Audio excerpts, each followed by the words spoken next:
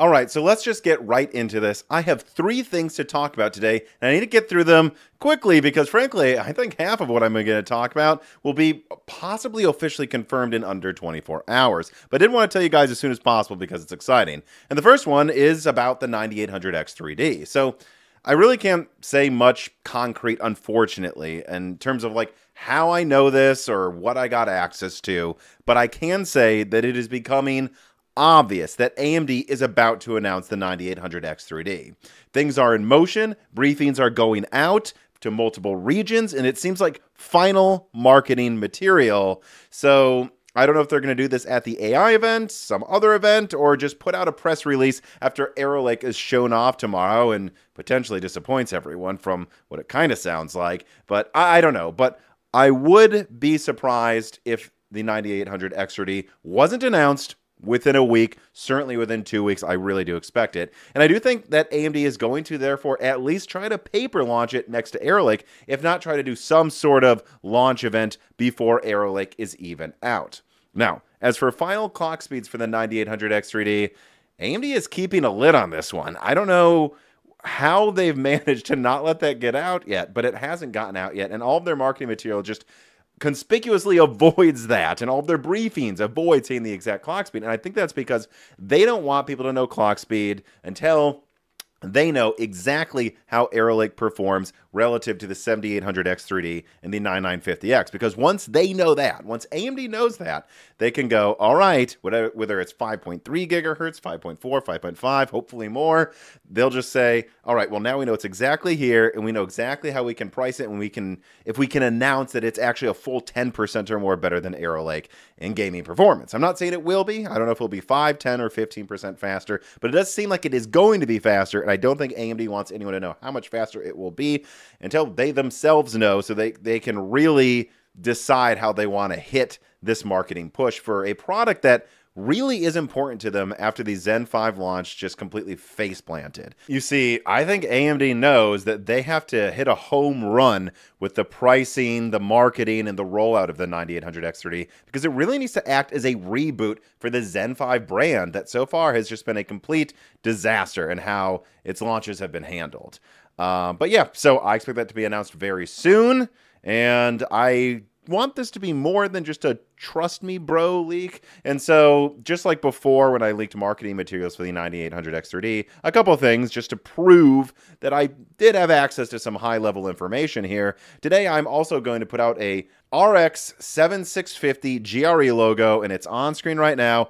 I'm leaking this today to prove that I really do have access to partner materials, and that is how I get to the conclusions I've just come to about the 9800X 3D being announced soon. I don't feel it's safe to share those documents, but I can share this, and there you go, an exclusive leak that proves this bizarrely named product apparently will come out, it seems. And besides that, I really don't actually know anything else about the 7650 GRE, except that I hate its name. I think it makes absolutely no sense, but it's real. And okay, speaking of GPUs, though, I don't just have AMD GPUs to talk about today. I also want to leak Nvidia RTX 5090, 5080, and 5070 pricing, and even tell you what the estimated performance is for the RTX 5070 12 gigabyte. Yep, 12 gigabytes. But first, an ad from a sponsor. All Jessie wants is for Maurice to play with her more often. But unfortunately, he just does not give out playtime or kisses for as low of a rate as she does. And I think she's just going to have to deal with that. But do you know what you don't have to deal with? Paying too much for Microsoft software if you go to CDkeyoffer.com. This piece of content is sponsored by CDkeyoffer.com and their back to school sale. Whether it's Microsoft operating systems, Office products, or even many of the latest games, CDkeyoffer.com provides PC gamers with a product this community deserves. Amongst endlessly elevating component costs, fair pricing on Microsoft keys is one thing that we at least should get, I think. And you know, the Moore's Law is Dead team has been working with CDkeyoffer.com for a very long time. And that's because they're good to me, good to Dan, good to about a dozen family members of friends of mine that have used their services. And they've been really, really good, most importantly, to the Moore's Law is Dead community. So support this channel by using offer code BrokenSilicon to save 25% off Microsoft software, or you can also use Die Shrink to save 3% off everything else on the website like games. Using either of those codes really helps the channel a ton, and it helps save you money. So use those codes BrokenSilicon and Die Shrink at CDkeyoffer.com today.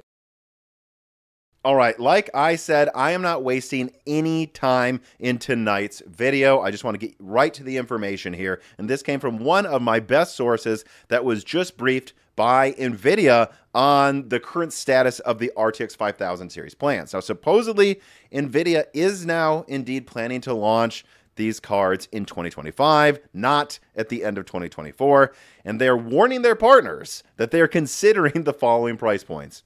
$2,000 to $2,500 for the 5090 32 gigabyte, with the emphasis being on the higher number, that it'd probably be closer to 2,500 than to 2,000. And the same goes for the RTX 5080 16 gigabyte, $1,200 to $1,500, with the emphasis being that it's more likely to be $1,300, $1,400, $1,500 than it is to be $1,200. And then the 5070, yes, just 12 gigabytes, at least $600, so priced at the launch pricing of the 4070 or higher. And there was also a slide apparently that compared the 5070 to the 4070 Ti. Not the 4070 Ti Super, the 4070 Ti and raster, but with slightly better ray tracing. So that is to say, might it win slightly in raster performance? Yeah, maybe, I don't know, 5% or something.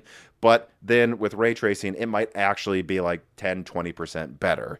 But that doesn't mean that it's good value. There's also the 4070 Super that I am sure Nvidia will not want to compare this to, because it is most of the performance of the 4070 Ti while costing hundreds of dollars less. And the 4070 Ti was never a big seller for Nvidia. So I am sure they're going to be happy to say that this $600 to $700 card that is stronger than an old $800 card is great value, while omitting the card that actually everybody bought that was significantly better value than the one they're comparing it to. And this source stressed to me, and I 100% agree with them, that Nvidia has changed their plans multiple times this year. Let me remind you, at the beginning of the year, it seemed pretty set in stone that Nvidia was going to launch probably the 5080 and 5090 in Q4. And then, and I heard this, other leakers heard this, they briefed their partners that the 5090 was suddenly going to try to launch in summer.